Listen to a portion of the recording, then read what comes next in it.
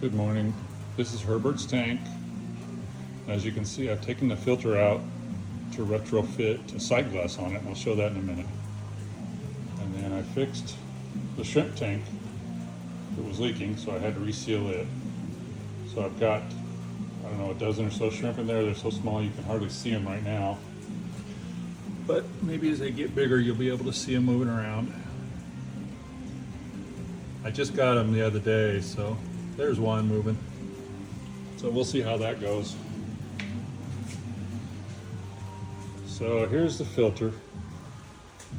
As you can see, it's just a 5-gallon bucket. I just put in a sight glass on it because I realized I have no way of knowing how full or empty the tank is, or the filter is. And so I needed some way to figure that out just in case.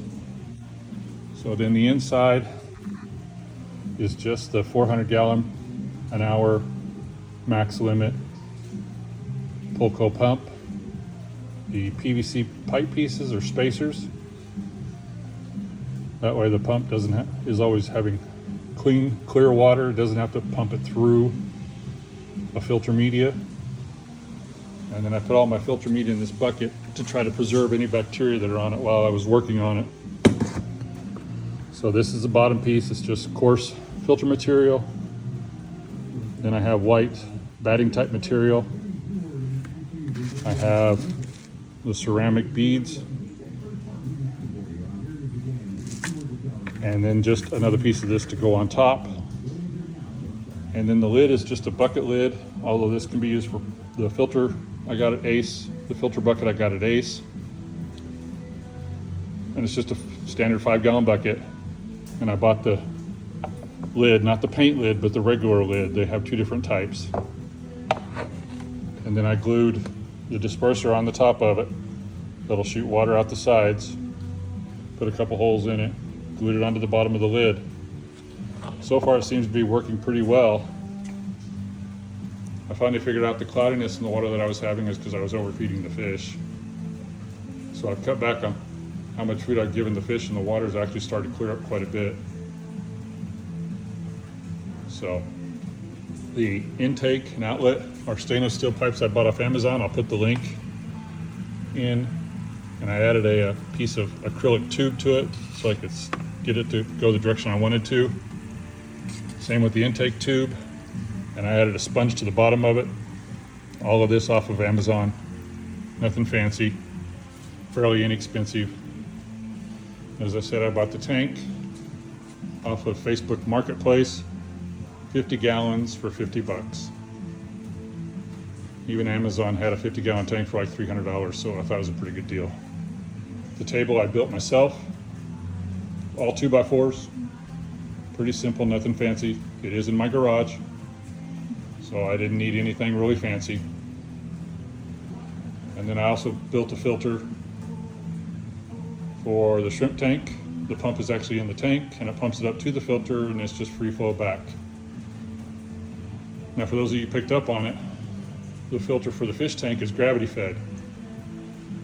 So in order to make sure that if something were to fail, the pump, electricity, although my house is on a full battery backup, but you never know, the intake valve only goes halfway down in the tank. That way, if things go south, the tank doesn't drain itself and my fish die. So it'll only drain halfway before the water will quit working, and the fish will have enough water to last until I can rectify the problem. So, pretty simple. The substrate consists of rock, some marbles I had laying around the house, and just some aquarium sand, a pot. The glass pieces are mine glass. My father used to work in a mine, so did my grandfather. We had tons of this stuff laying around, so I ended up with some of it, so I thought it'd make a good pool decoration. The plants are real. They seem to be doing all right. The fish aren't destroying them yet, too badly anyway. I just got some moss and put in there. I put a little bit in the tank. I also put some in for the shrimps. So you can see the moss there. And then the plants that are hanging in there are spider plants. I'm trying to get them to regrow. They say they do well in water and fish water too, so we'll see.